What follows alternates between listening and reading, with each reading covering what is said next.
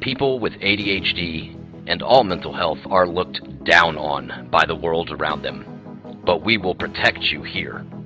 We exist to motivate you, to inspire you, to listen and love the story you want to tell. We are here to understand you and to help you gain the confidence to truly be yourself. And you just might be more powerful than you think you are. Make no mistake, we've got your back. Welcome to Lobau Spark. Something for someone.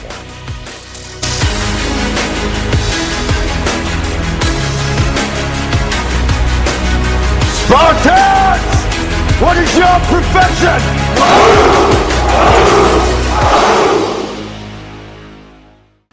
Welcome to episode 3 of season 7 as we take a look at ADHD Warriors and what they are currently doing for their respective ADHD communities. Lobau Spark is proudly sponsored by Feather. Feather your impact with Feather CRM. If you need help managing your online relationships, go to www.feathercrm.io. And this is just a reminder that Lobau Spark has started a fundraising effort for Crisis Text Line. We have a goal of $19 per episode, as $19 supports one person in their time of absolute crisis with their mental health. And I think all of you know what is meant by that. But just to let you know, $1 goes a very, very long way. If you would like to donate through our fundraiser titled Lauren's Infinity, the link is listed in the episode's description. Lobau Spark is also assisted by the help of Leo Guinan and Kirk Hofstrom. Today, we get together as a group to discuss ADHD tips and hacks we each use in our daily lives. But we also discuss some broader perspectives on how we each approach ADHD overall in our own lives.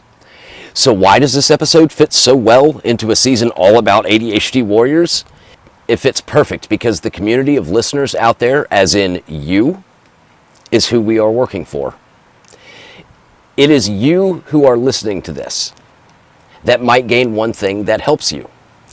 That in and of itself makes us ADHD Warriors. And this episode is just one example of what we are currently doing to help not only ADHD listeners out there, but us as well. We help ourselves at the same time as we're helping you. We hope you enjoy listening to this great discussion on ADHD tips and hacks. A special shout out goes to Blushing Crafter for bringing this topic to the table. ADHD Warriors featured in this episode are Leo Guinan, Kirk Hofstrom, Dorsey McFadden, Laura Bortoli, Terri Shubilla, Justin Allingham, Blushing Crafter. Together we are something for someone.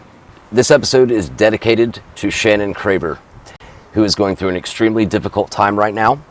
We want her to know that we love her, we are there for her, and we hope this episode brings you a little bit of happiness throughout your difficult time. Shannon, aka ADHD Designer, we got your back.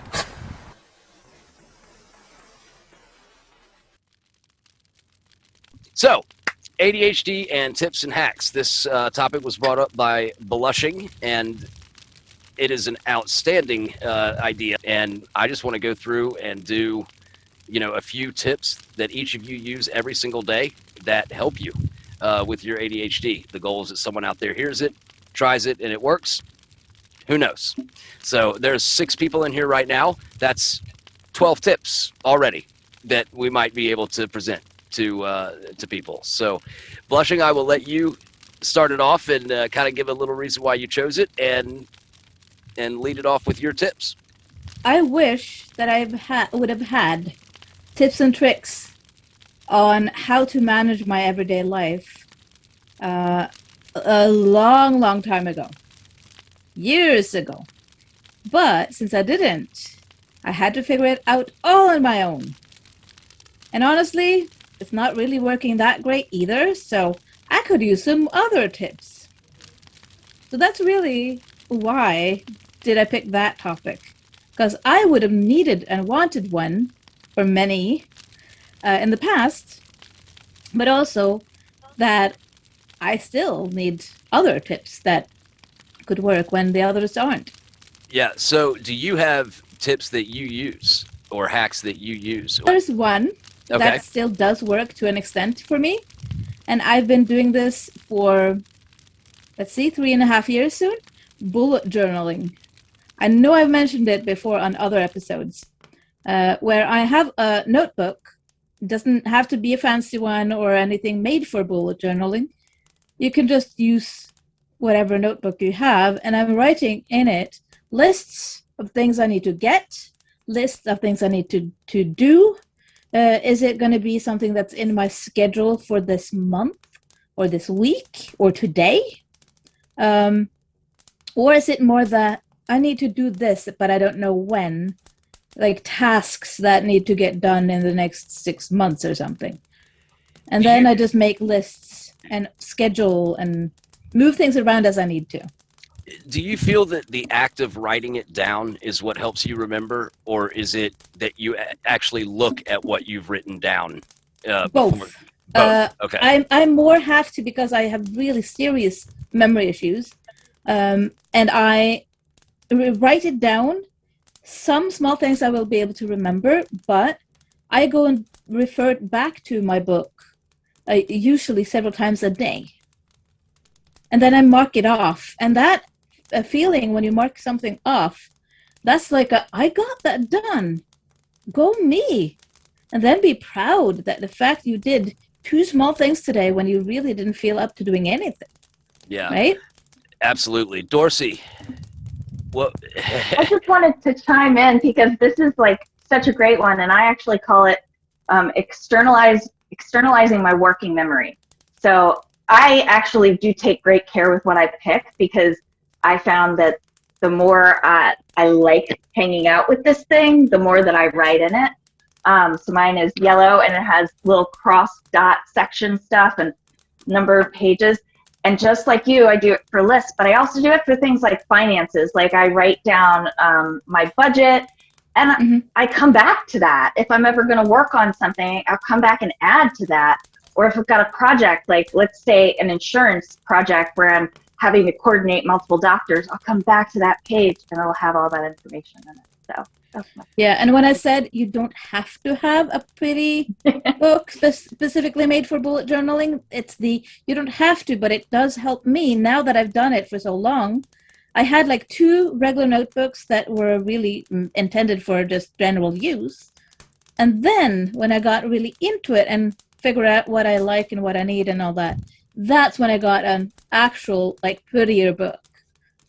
But when people try it out, if they're going to pick up the tip from us today, how about just taking whatever you have when it comes to notebooks, starting out? Right. So Don't basically, get my one obsessed big with thing. the design. right. So you're creating your own planners Yeah, instead of going out and plus. yeah.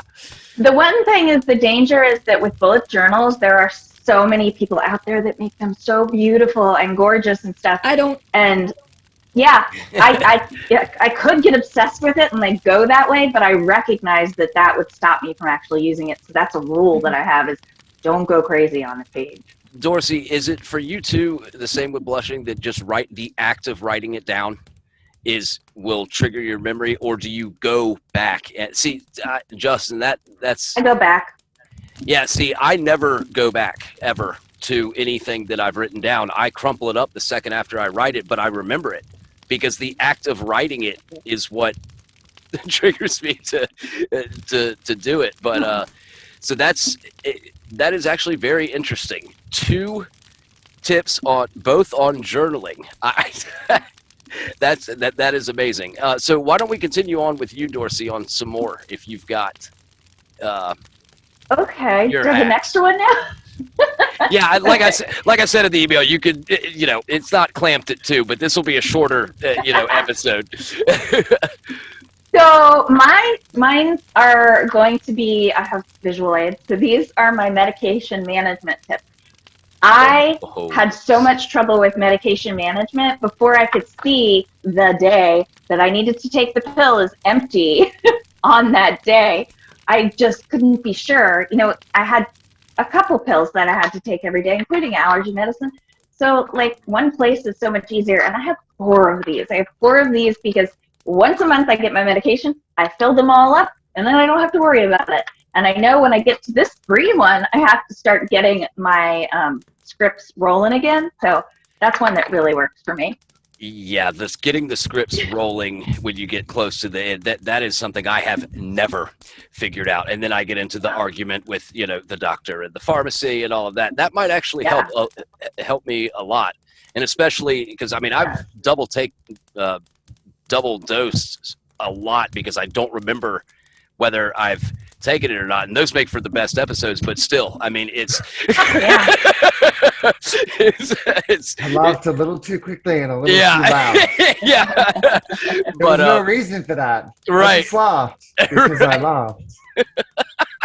You all reminded me that I have a pain medication I have to take. Right. I should have taken it 4 or 5 hours ago. I'm going to do that right now. Absolutely. Go do it now. So I'm going to do it. I have it right here. And I will give merit to, like, Blushing is the most organized, I think, of every single time I send an email. She responds within 5 minutes saying, I am noting this in my calendar for this day on this time. I mean, it's like clockwork, which proves that it works for her, which is awesome. So, Dorsey, did you want to do one more, or do you want me to move on to the... I do. Oh, God, I knew Dorsey was just going to eat this up. Yes. So this one is called my point of performance rule. And to illustrate it, I've got my water bottles here. But also in thinking about the pills, I strategically have these right when I walk into my kitchen. I can't miss them. And that's because we are likely to forget things. So we want to put them at the point of performance. These are my water bottles. I was never hydrated. I was chronically dehydrated, even though I thought I was hydrated, until I put these in front of myself and could see every day how much I was leaving out. That was the only way that I could get actually hydrated. So, and point of performance. I feel like we're going to have to go to Dorsey each time someone goes through. But Justin, what you got for us? Oh, my man. Just on some of the things you were saying about the pure discipline of writing. Now, I've never used a bullet journal because I would be too afraid of doing it wrong, because mine wouldn't be pretty and wouldn't have all the straight lines and, you know, colored little dots. And then I would compare my bullet journal to Dorsey's and Blushing's bullet journal, and it wouldn't compare well. And then I wouldn't want to use it because I'd feel ashamed. That's why I don't decorate mine, Justin. It's practical, entirely the complexity.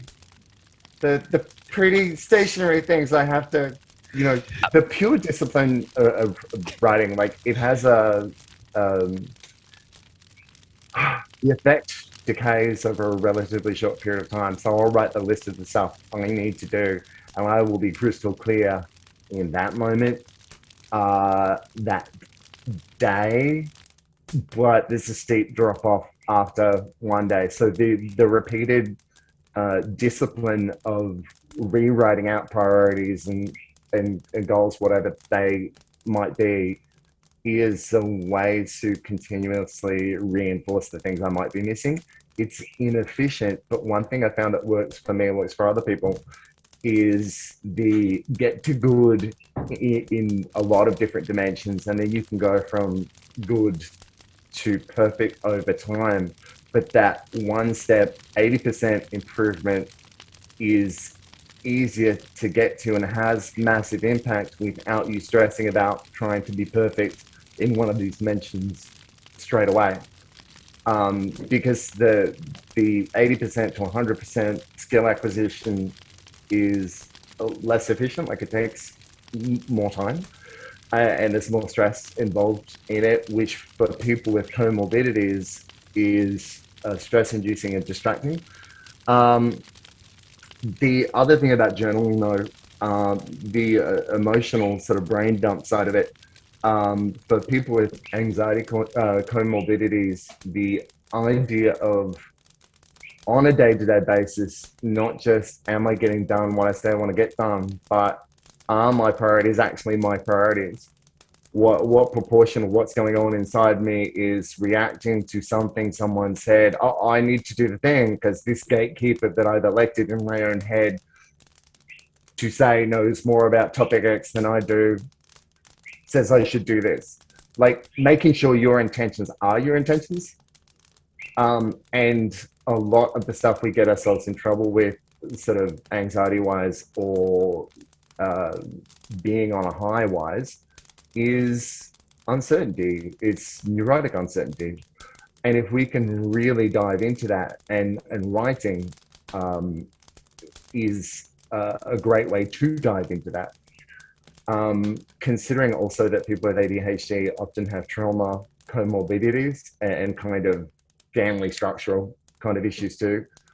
There's a lot of things that we grow up with from an early age, because I remember Blushing saying that she wanted this stuff early. I'm actually working on these things for kids. Like I tell people, like kids, this is what it is. This is your car. This is your machine. Here are the particulars of your machine. Here's what's up. The last thing I'd say is just really being open and honest about stuff. So people don't mind if you're different as long as you're okay with being different. So basically what I do is go, Yes. This is who I am. This is what I am. Here is the terraformed surface of this alien planet.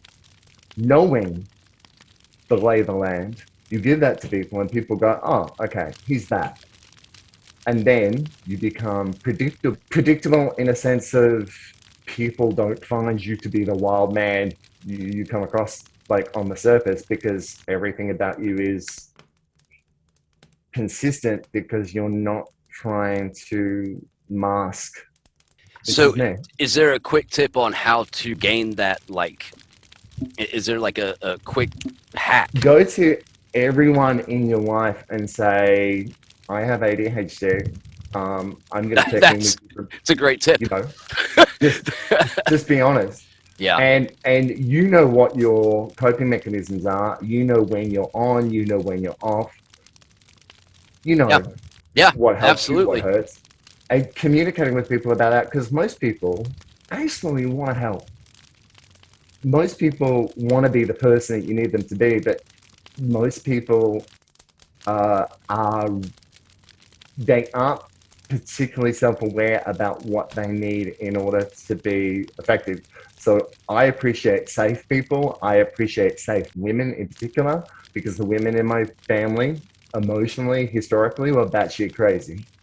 So when I meet nice people, particularly nice women, that makes me calm. My partner is like that. So if you know what you need out of other people can give you what you need. Okay. Fair enough. Let's go to Kirk. How's the wedding planning there, buddy? Good. Good. Very good. A lot always happening. Oh, yeah. And having ADHD while wedding planning is really entertaining. What's interesting, sort of along the lines of what Justin has said, like, you have to do what works for yourself. Because a lot of people are going to have all these different little tips and tricks and advice, and they're not all going to work. If I tried to do a bullet journal, I would go mad. I can't do it. I've tried every type of steno notebook journal there is imaginable, and I have like 8 of them that all have like 1 page of stuff. They throughout school, they were always just at the bottom of a backpack or smooshed in the back of a locker. Very famously at the school I went to, I went to the same school, a private school, all the way from elementary all the way till I graduated high school. And they actually cleaned out, they had like removed the lockers and replaced them in the elementary school several years after I graduated. And my parents, still worked there. They found papers of mine smooshed behind the lockers from when I was in 2nd grade. And I was like 20 at this point. So me like using paper organization doesn't normally go very well. But what I have noticed is, and this is something that we talked about in, I think in my episode with you, Lo, about really early on, that when I got to my job, I said, like, I'm not going to do things the same way that everyone else does, but like, give me room, let me work, and I promise I will produce results. And here I am, and my job's going really, really well. I do not organize in the same way as other people. I do not take notes in the same way as other people. I don't reach out to clients in the same way as other people. But anytime I find something that's working for me, I let it happen. And it is not always consistent either. So I think that's one of the weird things is like, I don't know if I have a consistent tip for everything. I leave my medication, I leave my wallet, I leave my keys all in the same spot. If I have a task for the day, I leave it on that same table every single time, or I will forget that it exists the second I turn around.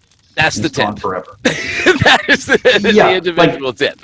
That's the one thing that I've kept is the front table has everything that I'm supposed to do that day. And if it's not supposed to be there anymore, it leaves the table. I'm like, I don't know what this is anymore. Yeah, it's gone. Other than that, though, I think it's okay to find a new tip or a new trick for every single activity you have, every single group, every single job, every single something fun. It's not the same thing doesn't even work for two different tasks for me. And I think I've got to be okay with that for myself and for everybody else that I work with. Because if I'm just going to smash my head into a wall trying to get the bullet journal to work for the 300th time, it's not going to happen. Right. But if someday the bullet journal works for one task, maybe it's working with clients, and suddenly that journal works, I'm probably going to use that bullet journal forever, but I'm never going to use it for anything else other than that task. And that's been one of the weird things that okay, new task, new strategy, new tip, new trick for myself. Yeah, and one strategy could work now and for 3 more months. And then, oops, you need to find a new one for this specific task because that first strategy isn't working anymore. And you might do this for years and years, a few times every year. And it's frustrating, yeah, but that's how our brain works, Exactly. Yep. One of the things I've noticed is sometimes it's really good for me to have a super organized working area and prep. If I prep really well, everything will get done. And for some reason, that's really easy to organize or focus on prep, but it is harder to focus on the actual task. So yes, if I get everything correct, yeah, for this podcast, sometimes I will okay, get a water here, get the lighting correct, make sure the doors are shut, make sure I have the right screen on, make sure there's lighting is good here, all that stuff ready to go. And that works great. But for other things, sometimes what I'll accidentally do is I'll prep for an hour and then not get anything accomplished. Right. At all. I won't even start the task. And that's why I like the podcast stuff so much, actually, is the prep. So it's, it takes me about an hour to get ready for these because I have to put up the tent and then the shower curtain and then the light and then all that. And is the low bow straight? And then who cares? But the whole time I'm thinking about what I'm going to say. So it helps me when I'm moving around, organizing shit that doesn't matter, to realize that I'm thinking about what does at the same time as physically doing something that doesn't technically mean all that much. The prep stuff, I get that. I totally get that in terms of the closing of the doors, making sure everything's okay, the lighting and all that. I get that. Yeah. The other half of that is what's important though for me too. Sometimes I know the prep is going to work for this task, but because it doesn't work for all tasks, some things I know the second the task appears. Okay, you have a task, it needs to be done in 2 weeks. I need to freight train that task right now. I need to run it over at 200 miles an hour and accomplish it this second or it's not going to get done. And sometimes that's the other strategy. Instead of oh, I might get distracted. I'm not going to have a chance to get distracted. I'm going to do this the second I heard about it. My boss says, hey, I need you to reach out to this person in the next 2 weeks. Okay, cool. What's their number? Done. Right. The next 2 weeks. I'm going to do it right now. I have to do it right now or 15 days from now. You're going to go, hey, did you do that thing? And I'm going to be like, what thing? Who? Yeah. Never heard of them. So sometimes it's prep, sometimes it's freight train. I just need to be aware of myself to know which strategy I need because that's going to change every single time. I think prepping for the freight train is perfect. I think that's truly, Kirk, I resonate with that a lot, actually, both of those. That's fantastic. Basically what you're saying is it's okay to attack something immediately. Oh, 100%. And that's what works for me more often than not. Agreed. And sometimes I forget that works. Right. Right. Awesome. Thank you, Kirk. Let's go to Leo. All right. So let's see. I've got a whole bunch that I could choose from here, but I think what's been the most helpful for me is kind of like understanding that it's an ongoing changing process, right? So instead of focusing on like what works for me right now, I look at how to fix things that aren't working for me. And so when I find that something's not working for whatever reason, I try to like acknowledge the fact that it's not working and then understand why it's not working. And so what I'll do is I just try to like consciously observe like what I'm doing instead of what I'm supposed to be doing, or, you know, what's taking the place. And once I see like what patterns are developing, I can usually shift like one part of that behavior to then, you know, make a decent change. And so I've done that to like, I actually use that to like quit smoking and drink more water. Like you kind of just become aware of the triggers, right? That's kind of what it comes down to. And so with ADHD, I found that habits can actually be incredibly powerful. So I find the habits that I've naturally come to develop and then try to chain things on there. If I want to change behavior, if I want to change outcomes, like I'll see like what I can adjust. And, you know, one of the things I do is I grab a bottle of water almost every time I walk past it. And I end up drinking them. I'll sometimes have 3 or 4 at a time that have collected as I've walked around, but I end up being hydrated that way. And so it's really about, you know, building systems that help you get to where you want to go. And, you know, being able to, you know, even realize like what's not working specifically and kind of just addressing these things a piece at a time. When you feel that comfort in, you know, fixing those problems, it actually becomes a lot easier because you just know like, okay, well, it's not working again. So what does now? And you become a lot more flexible with it. And then you can actually like kind of play around with it because, you know, you can kind of set metrics on like what you're doing. And I like metrics. So when I have the numbers to chase, I can, you know, at least get them going the right direction that way. So that's something that really helps. And then something that I've picked up is really like leveraging automation as much as possible. You know, there are tools being developed like every day for every possible like workflow, and finding stuff that helps is great. It can be anything, kind of depends on your routine and like what you're trying to accomplish. But yeah, if nothing else, if you're struggling with something, do a search because somebody also is probably struggling and building something kind of cool with that. And then let's see, I did have one more, and then ADHD. So lost track of it before I got to the end. Did you bullet journal it?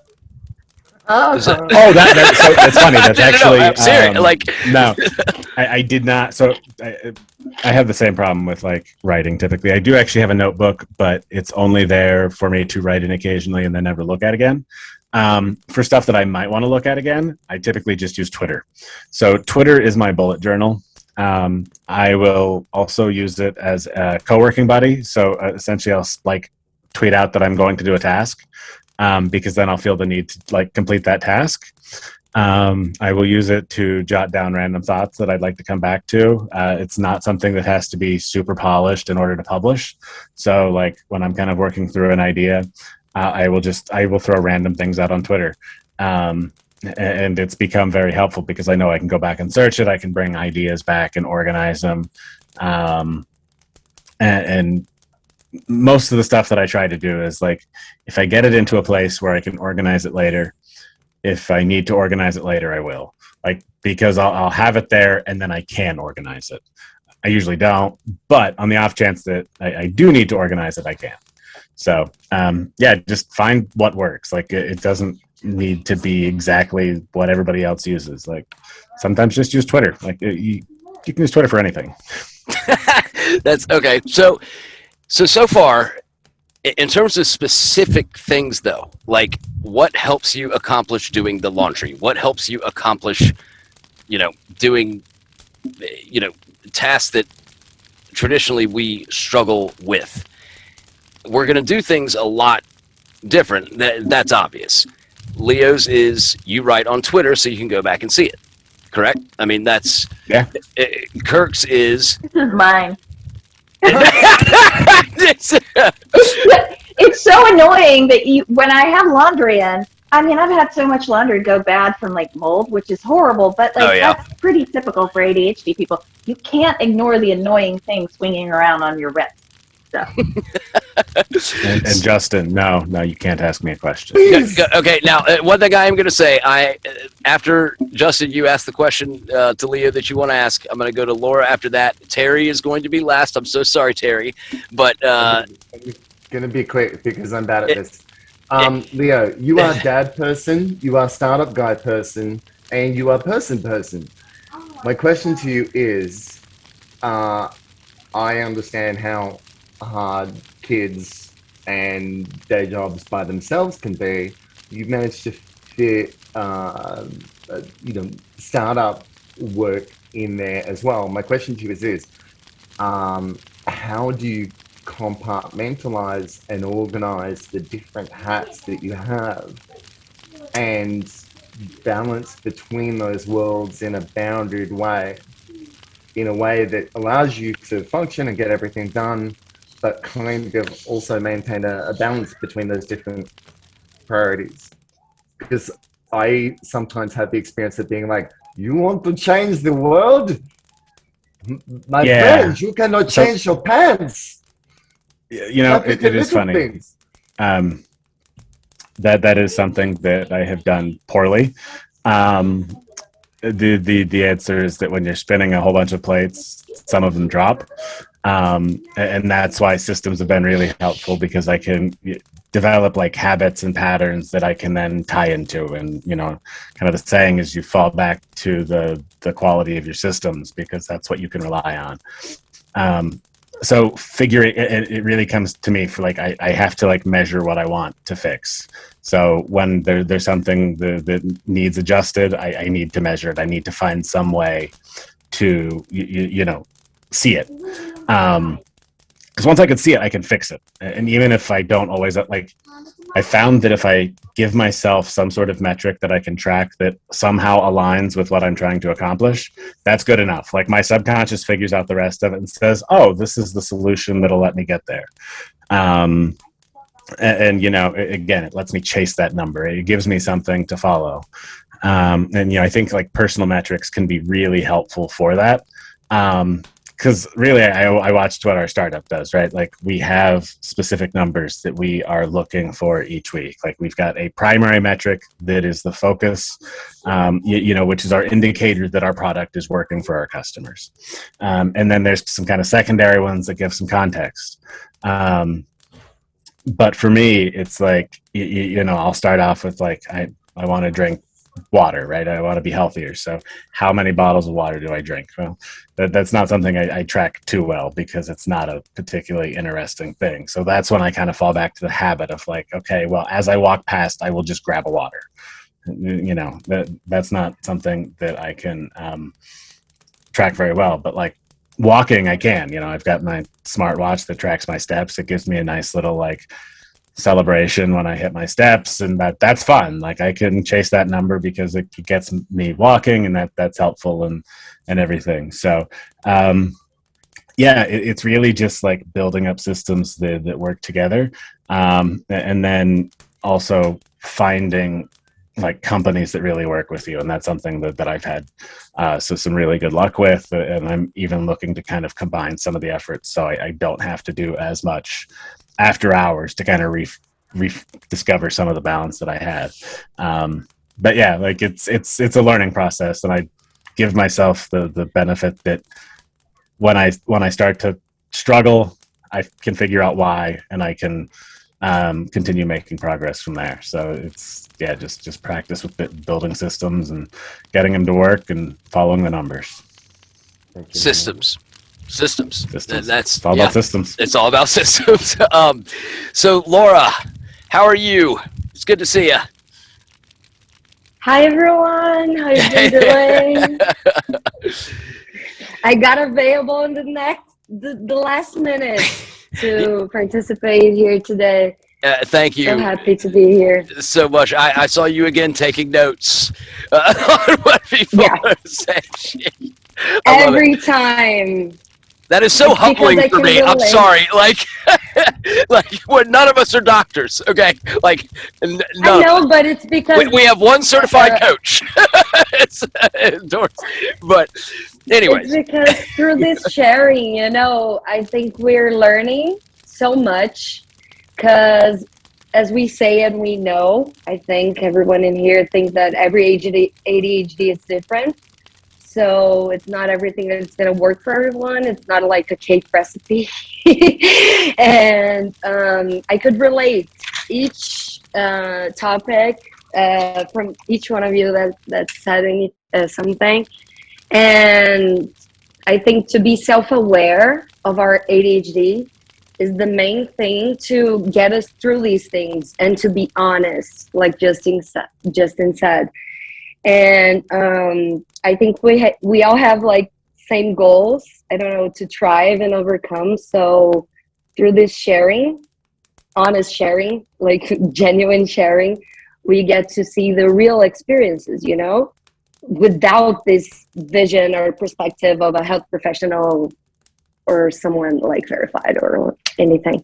And I think it's so precious, you know, to listen to each one of you and to relate things, because I highlight that Justin said self-aware, Kirk said to be prepared for triggers, and and Leo said to be aware of your triggers. So it was like a cascade of information that I could relate to. And I think about the preparation that Kurt said, like, we need to have real expectations, you know, and to be honest, like he said about the work environment and stuff like that, we have to be honest and say about our strengths, and like, oh, I'll probably not be so good with timing, but if you give me something in a short period of time to accomplish, maybe I'll be better in this position.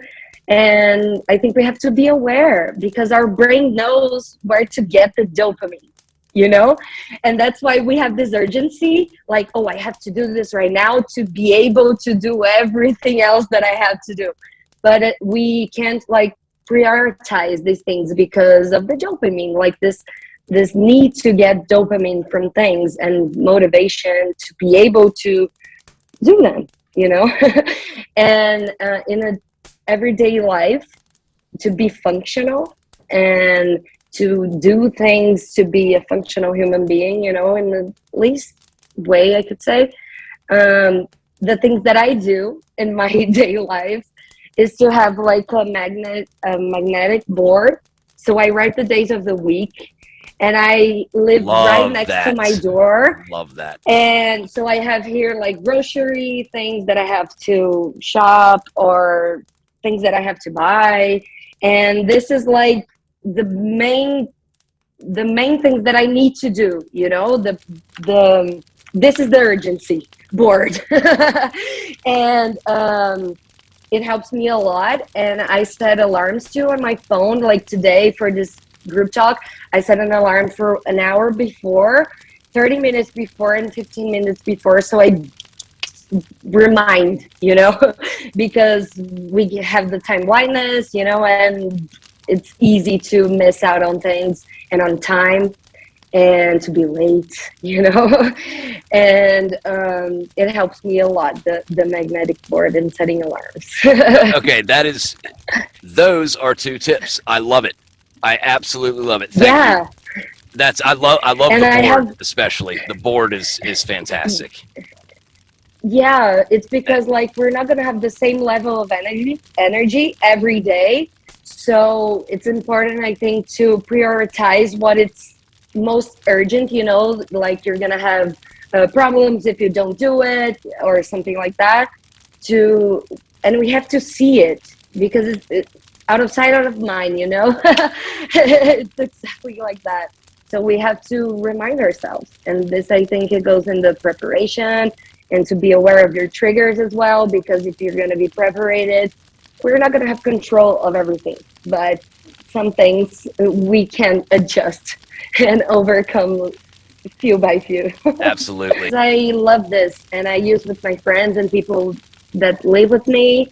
And I don't know if you guys know about the spoon theory. Like, probably you've already heard it.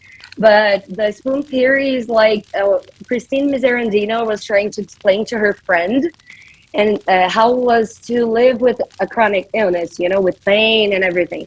So it's like we have a limited amount of energy. So like everyone starts the day with 30 spoons of energy. You know, the spoons are the energy.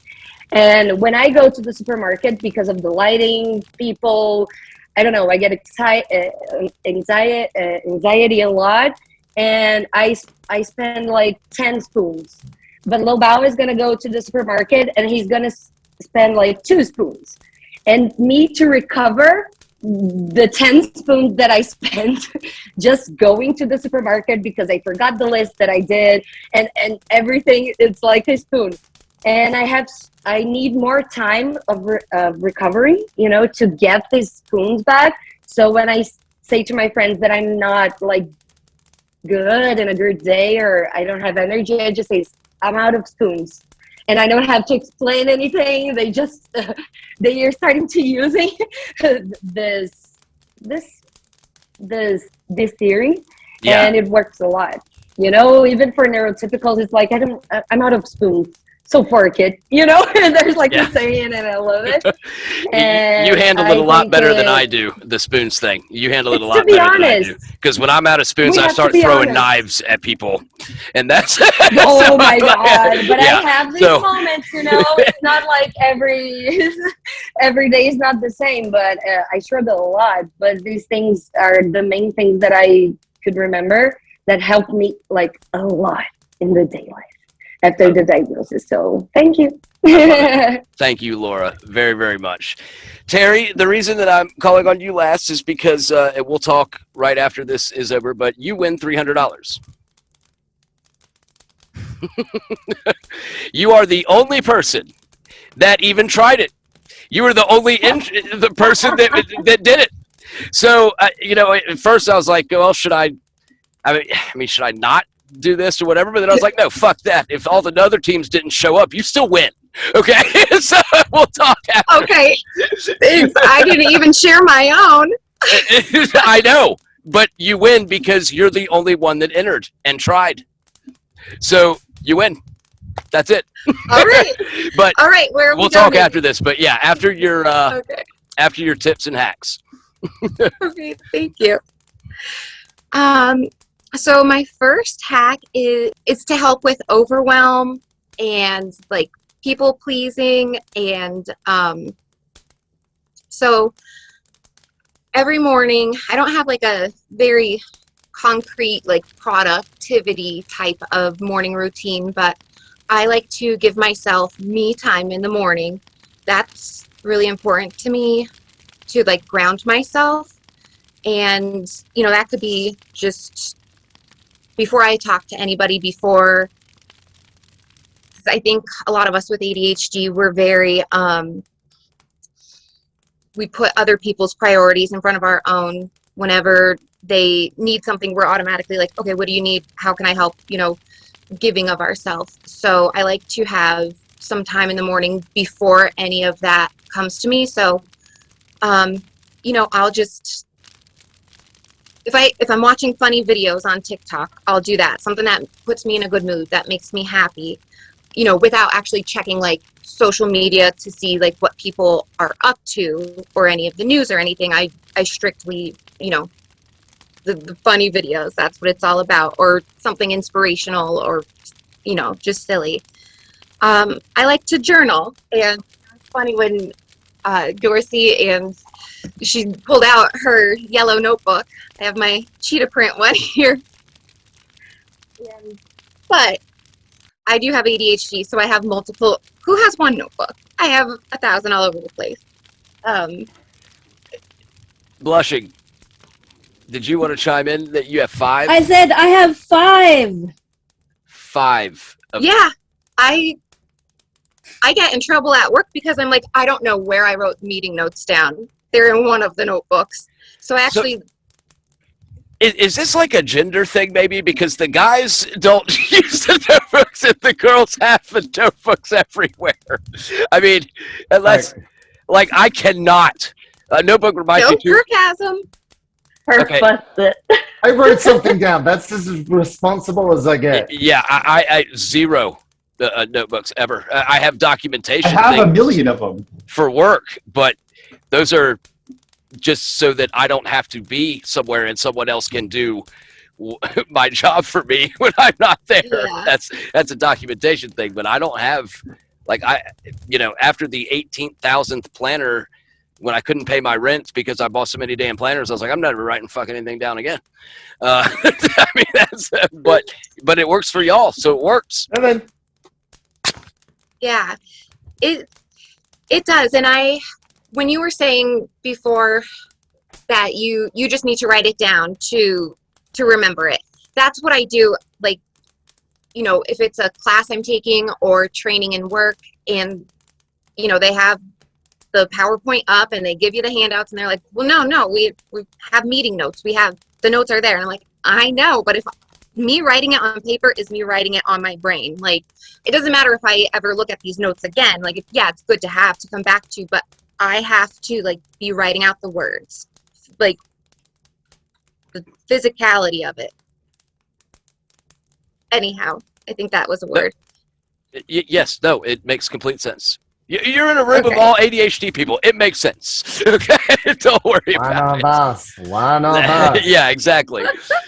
Exactly. But so that's my one hack, is like giving myself time in the morning before other people's opinions, other people's agendas, other people's needs and everything are overtaken into my brain. I know I'm already putting myself in a good place, in a good mood, so that, obviously the stressors are going to come up, but I'll be in a better place to handle it. And I could kind of see, like, what's important to me and what are my priorities, whether that's even a productive thing of, looking at my calendar and seeing what I have going on, what I need to do today, what appointments I have, or if it's just a fact of, like, what are my values? Like, what do I feel like I need today? Do I need to be do I need connection today more than anything else? I need to kind of spend time talking with people and relating and maybe have a deeper conversation, or do I need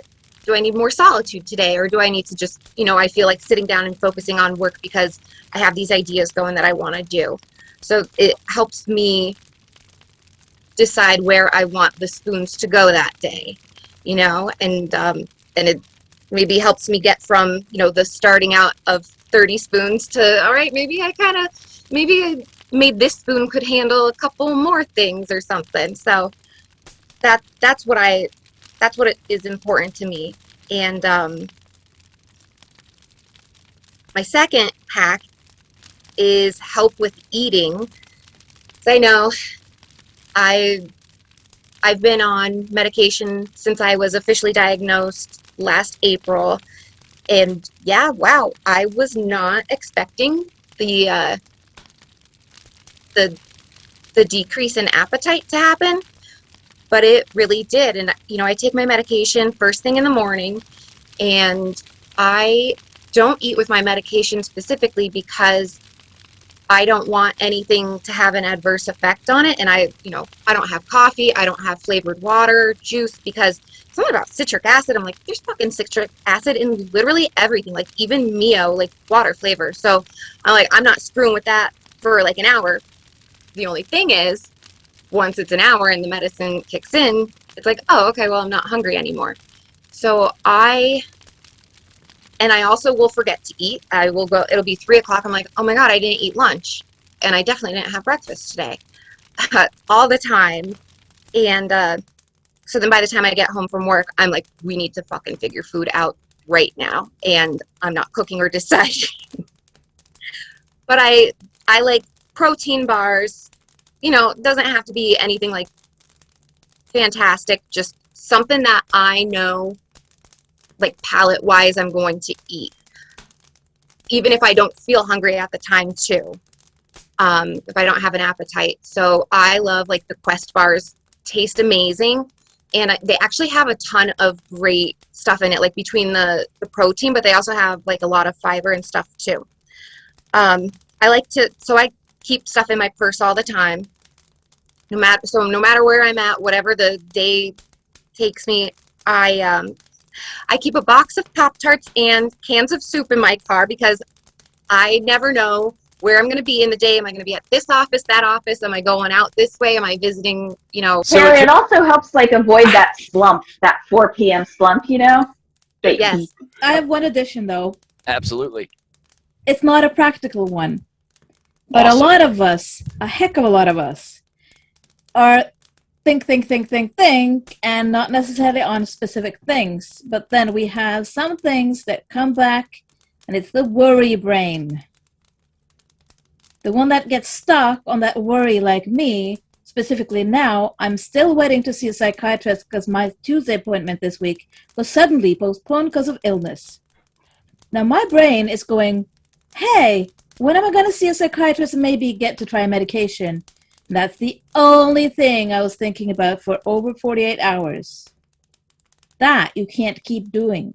If there is another thought that is keeping to get stuck in your brain, the mental tip is very clearly tell yourself, even out loud if you need to, that no, right now, because this thought is bothering me so much, right now I am doing this thing.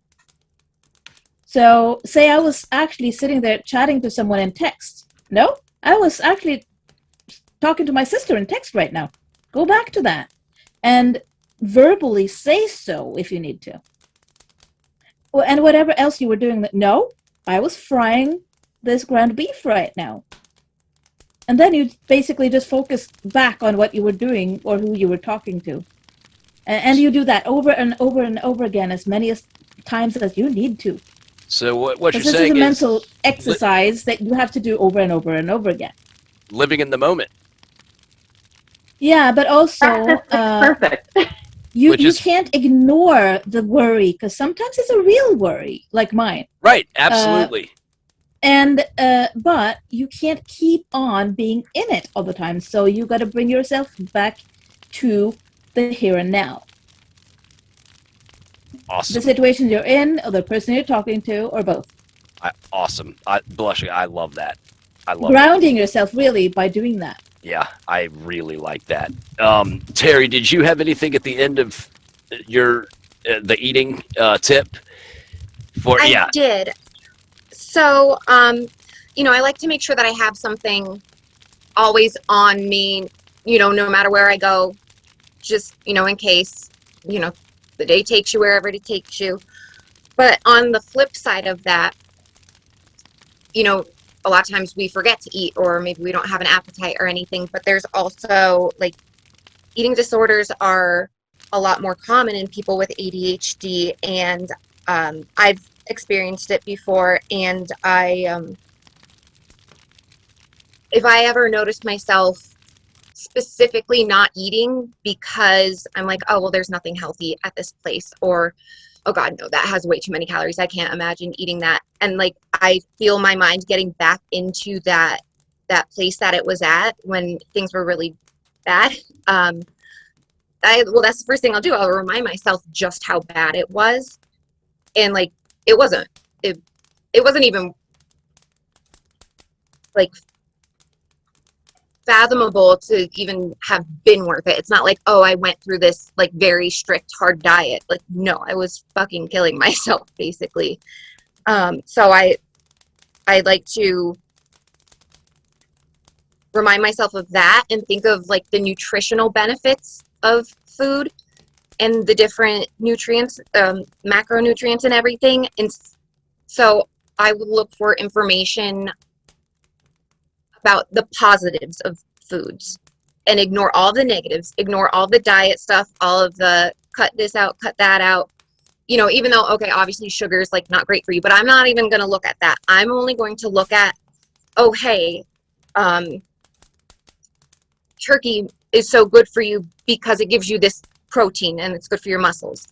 Oh, hey, you need a lot of some kind of fat for brain function, stuff like that. I will only look at the positives of what foods are giving you nutritionally.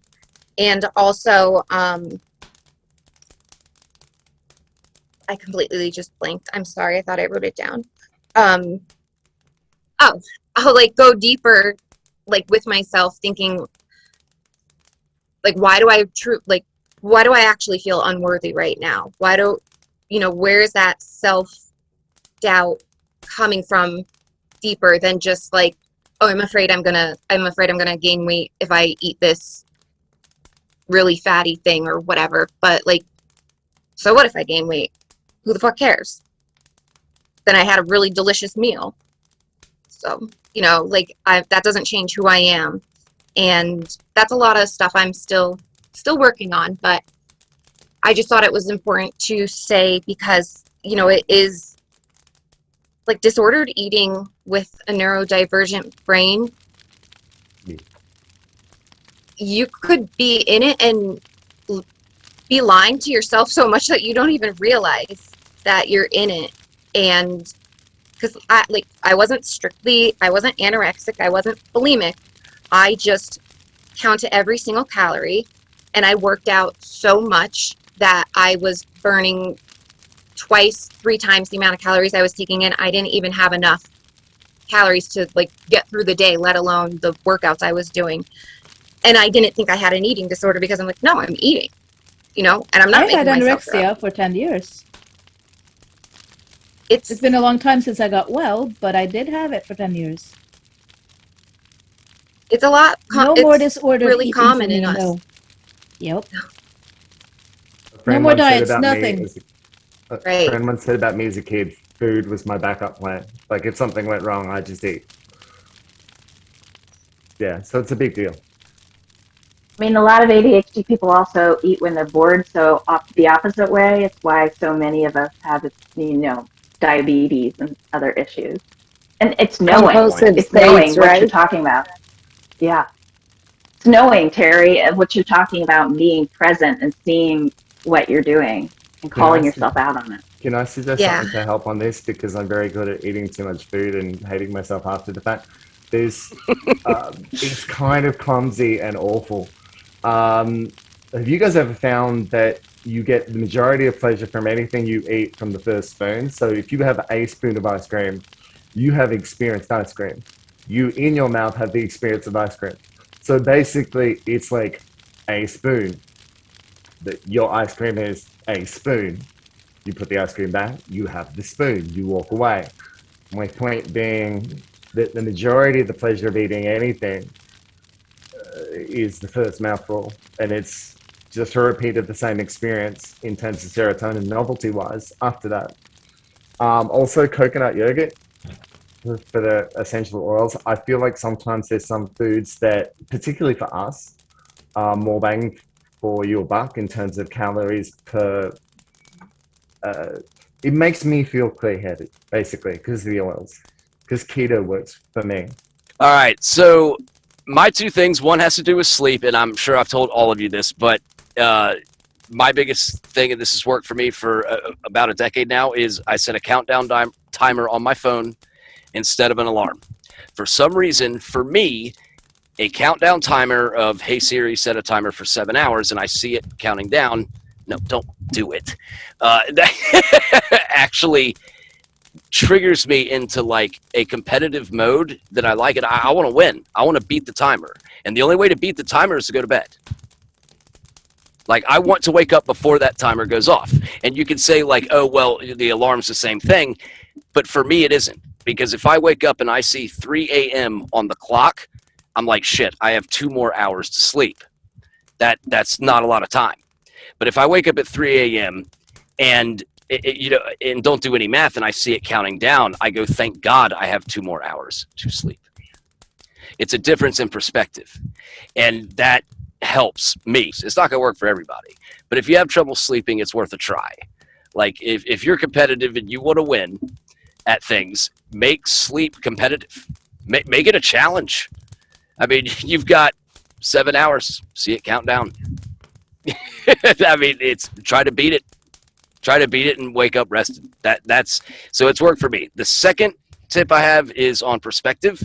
I think this is probably my strongest hack that I use that works is every time that I start to get down on myself for something I don't do well, which we do that all the time. Do we not? Like, do we just get down on ourselves when we suck at something? And this is going to sound morbid as shit, but I like to picture, you know, what does my, what do I want to be remembered by? And does this play into what I want to ultimately be remembered by in my life? And if it doesn't, then I say, fuck it. And I stop worrying about it. Almost that instant. And it helps with the smaller things. For me, that hack works is, you know, is it truly that important? Is it truly something you're going to be remembered by? And if it isn't, don't do it. So what I'm saying is not the hack of like how to do the laundry. What I'm saying is that the laundry doesn't fucking matter. If what you're doing at that time instead of doing the laundry does. And that's something that has really benefited me, you know, along the way to getting really difficult things done and to really being able to communicate with people well is I look at what do you want your memory to be?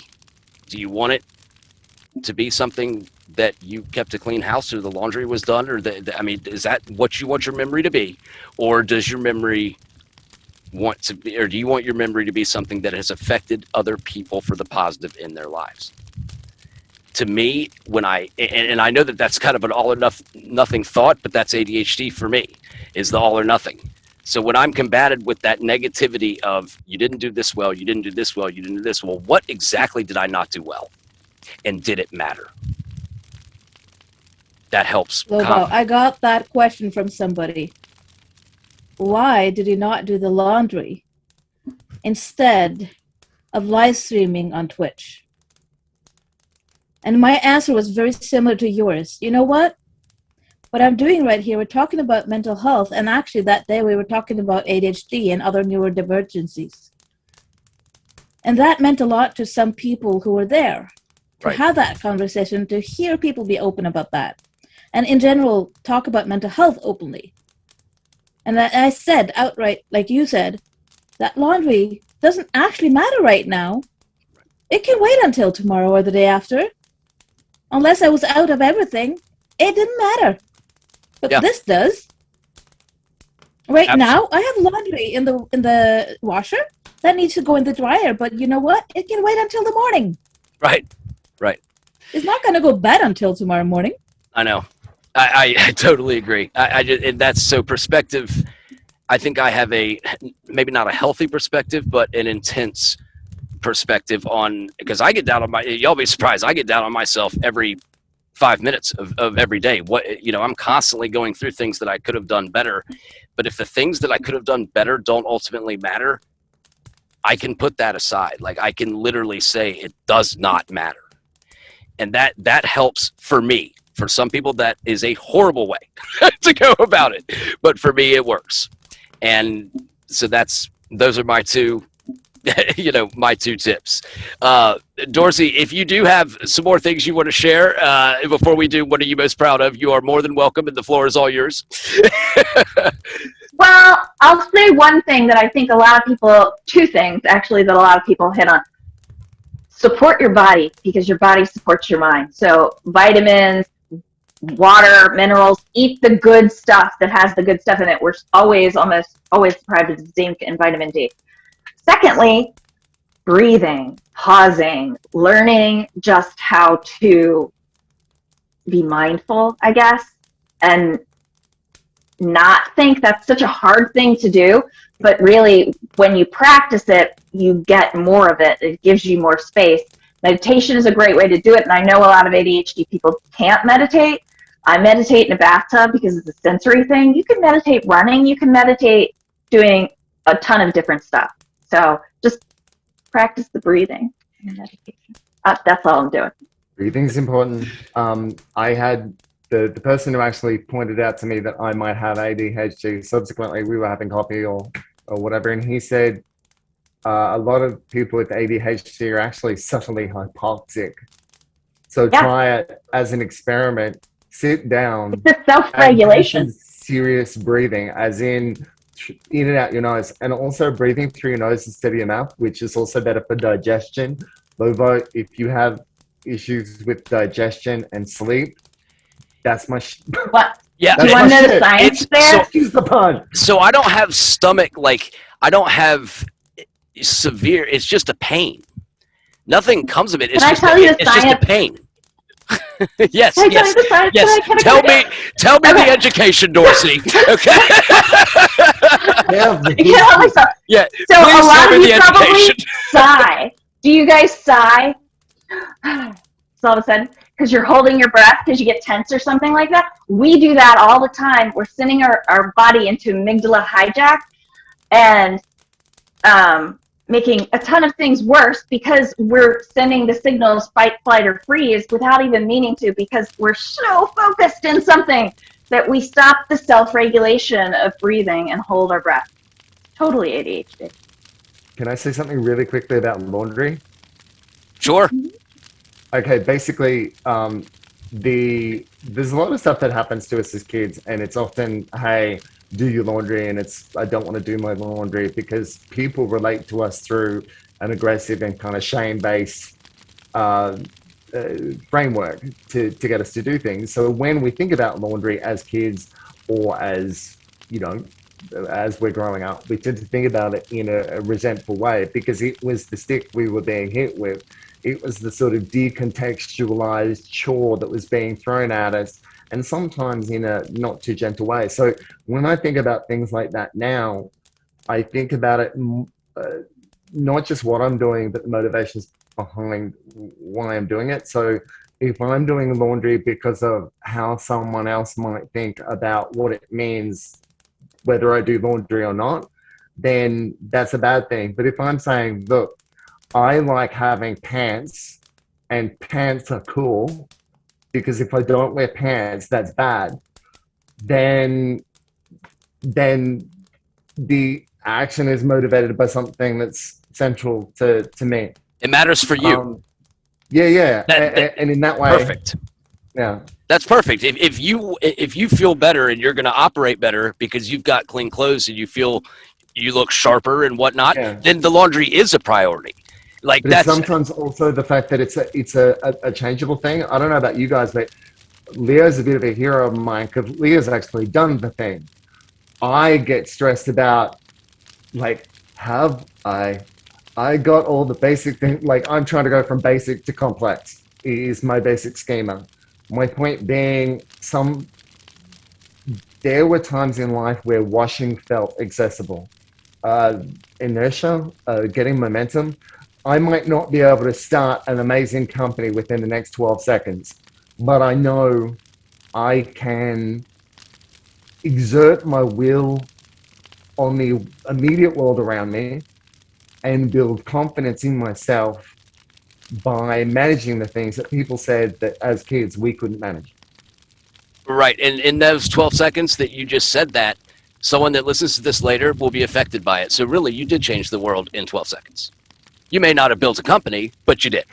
So, yeah. Also, remember, it does take effort. I just want to double down on that, because, like, I've had to, like, stretch myself just a little bit more each day. Like, when I started, I was really bad at everything. I did everything wrong for, like, I don't know. My first startup died like 6 months into it, because I had no clue. And trying to figure all of that out while also trying to figure out ADHD. Yeah, like, you don't need to do it all at once, because I tried that and it failed miserably. But I found that, like, over time I got a little bit better, and then I kind of hit a point where it was like, oh, this actually isn't so hard anymore. So that point does come. You just have to be patient and, like, a little better each day. Like, anything you can improve, like, in a single day should be celebrated.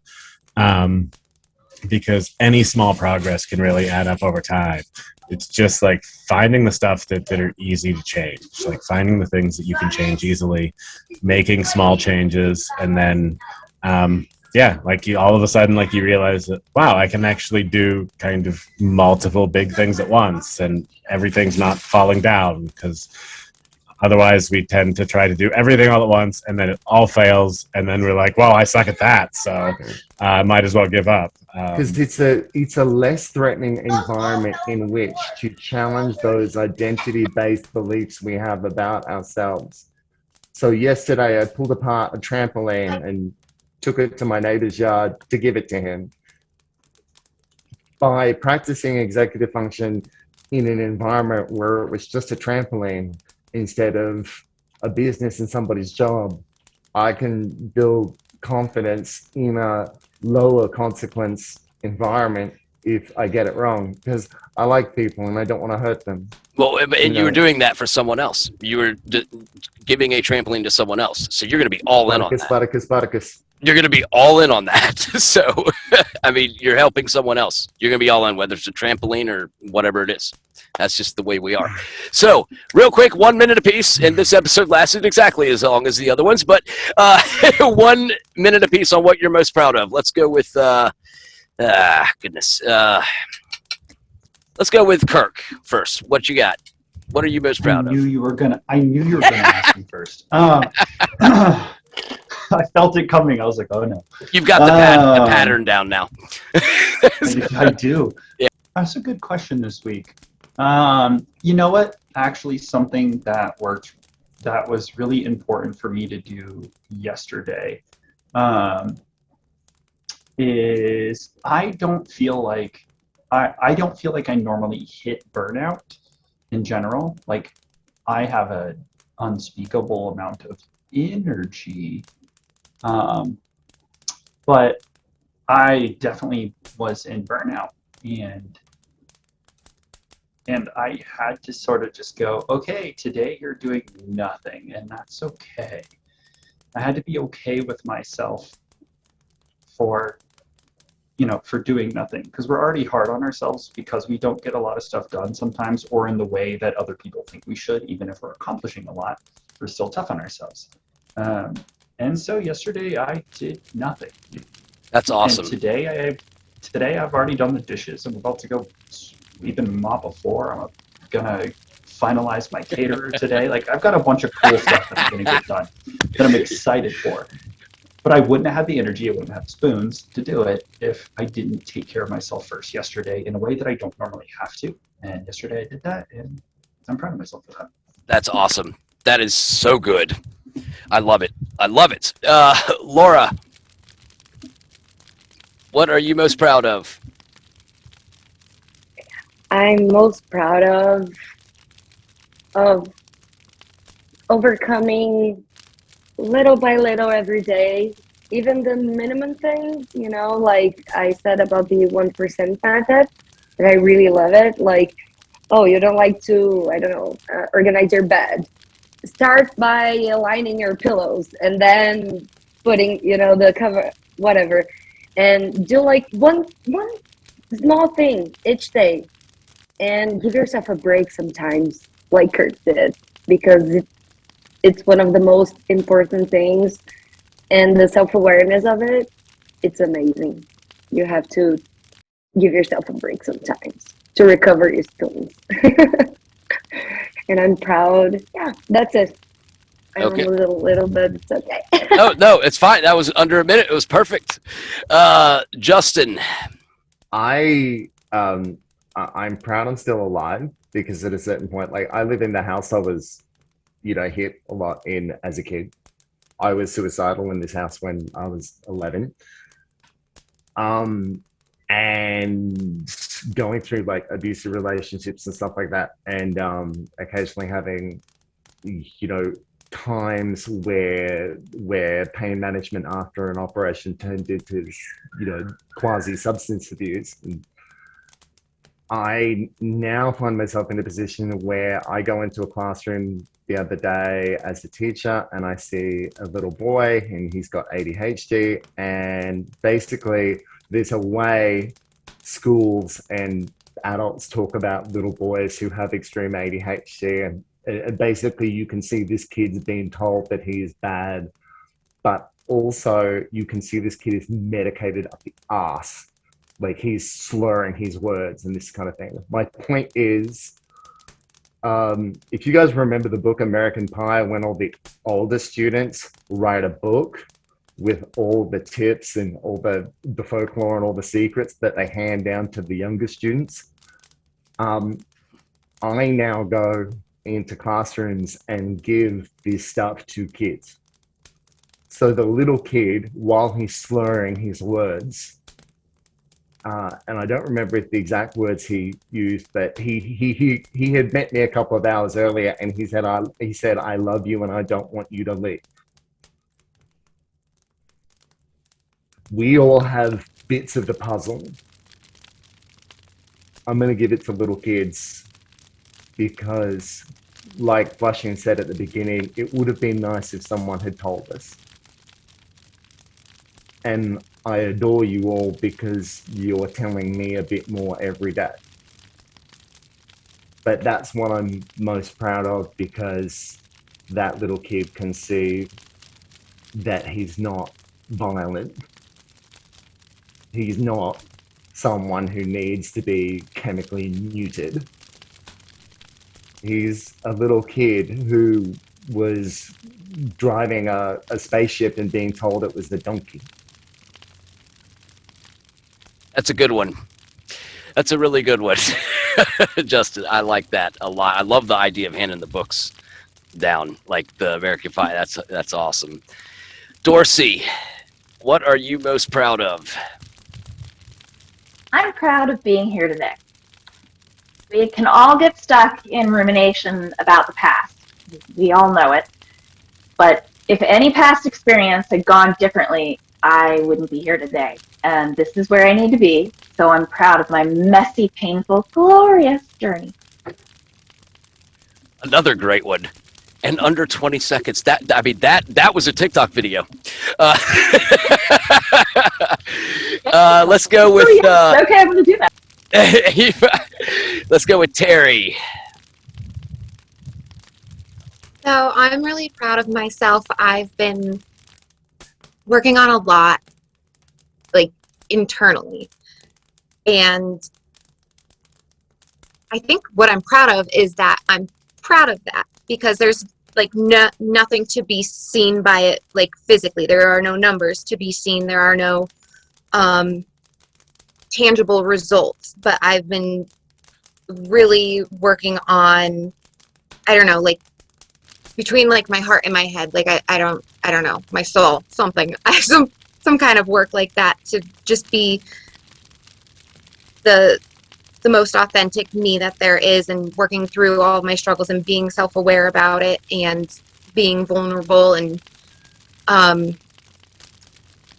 understanding what my triggers are that, you know, get me upset or angry or, you know, whatever. And when those do come up, I have been a lot better at responding instead of reacting. So I'm proud of myself for being a better Terri to the rest of being a better Terri to Terri. That's really what it is. Not so, yes, it's good for the rest of the world, but it's fucking necessary for the rest of the world. Okay. For you to be your authentic self, because it's inspirational. Blushing, what do we got? What are you most proud of? So I'm at the very end of my psychologist sessions, because I got a certain number of them, and then I'm going to be transferred to the county. But I had one this week, actually yesterday, and I was very, very vulnerable. I was able to basically dig deep and be very open and honest about how I was feeling. Also, during the appointment, discovering more below what was known to me already. And I was able to find words and put words out loud to what was going on. And a lot of it was related to how I'm doing mentally and emotionally these days. An example that I used earlier when am I gonna actually get help? Like, I'm getting supportive help, yeah, but I'm not getting help that's gonna make enough of a difference that I'm gonna function, at least a little bit function even. So I was really, really honest about that, and I think it's gonna help me at least cope somewhat better with the wait for the psychiatrist appointment. It's not magically making it better or making me function, but I was really good at just being really open, vulnerable, and honest. So I'm proud of that. You should be. I mean, that's huge because, I mean, you're telling them this is what I actually feel. Articulation is so hard for us, but you did that, and that's massive. Like, that's massive. So, and it'll help you get to where you want to be by actually getting the help, by telling them, by the way, fucking help me. I need tangible help here. I think that's a huge thing. They're not the people to help me. I'm waiting for a psychiatrist from a different place. Oh, really? So, okay. Well, hey, you're still going through this. That is just, I'm sorry. That really makes me mad. But you were able to articulate things. That's huge. You should be proud of that. Leo, can you close us out with what are you most proud of? So I will not quite close it out because don't you have something that you're most proud of? But I will go before that. Right. There you go. Yes. Yes. Exactly. But no, for me, so I kind of realized that I've hit this idea of creator market fit in the fact that, like, I really enjoy the content that I'm putting out. I've really found kind of this idea of, you know, making an impact and reaching out with people. And as part of that, like, I've picked up, like, coffee chats with, like, people who are trying to get into tech. And I've started a podcast talking to, like, up and coming entrepreneurs and startups and things like that. And like with 2 episodes, I made a comment about it on someone's tweet, and they retweeted it, and I got like 15 signups, I think, for like people who want to be interviewed. And so I ended up taking that kind of to work at Copy AI and saying, like, actually, I think you know, we could bring some of this together and kind of combine some of this work. Because one of the things I was realizing is, like, I'm starting to get busy enough with the stuff that I'm creating that I'm forcing myself to do it in the off hours. And so I kind of like brought that and said, hey, actually, these 2 things align really well, and I think we should combine them, which actually ended up being a scarier thing for me than I thought it would be. First of all, because, like, the last time I took an idea to work, I ended up quitting because they told me they weren't going to fund my idea or supported it anyway, but if I built it, they would own it. And so, like, kind of having that background, like, I realized that I was really nervous about this whole idea.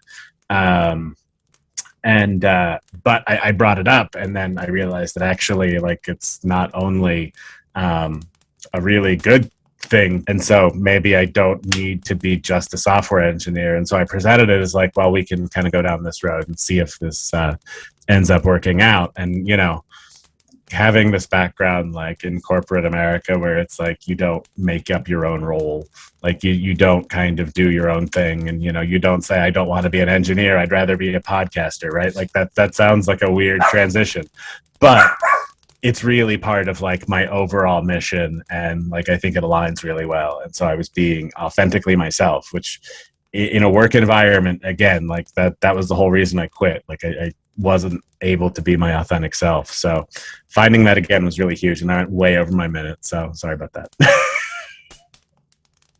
No, it's totally good. That's not way over a minute in ADHD world. That's way. We get a discount. Yeah. Oh, yeah. We get a discount. Yeah, exactly. I would have to say what I've been recently most proud of, and I probably say this a lot, but, like, I'm just going to keep saying it because every time I talk to y'all, it just reiterates it. But, like, I am so proud of this. Like, I couldn't be more proud of this, actually. And it is a lot of work, and it does take, you know, a lot of time. But it is fucking fun, and it is fucking badass, and we are helping people's lives. Y'all are helping me, and I am proud that I was able to do this and continue it and not quit it after a month. I am proud of that. I know I'm relatively okay at affecting. I'm sorry. Excuse me.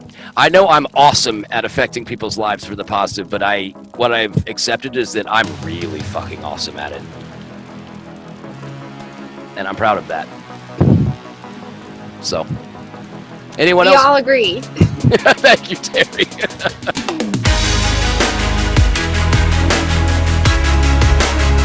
What is your profession?